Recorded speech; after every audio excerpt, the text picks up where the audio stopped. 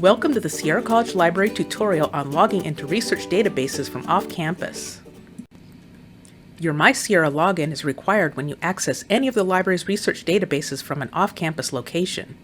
You'll be prompted for your login when you click on one of the databases under Research Databases on the library's homepage, or when you click on a full-text link in Discover.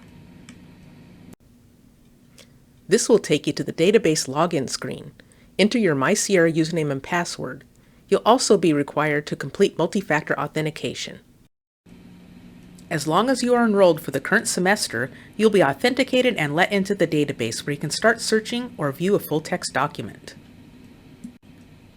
If you're having trouble logging in, try using incognito mode in Chrome or private browsing in Firefox or Safari.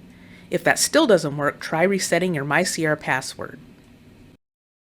If you have any questions, please contact a librarian.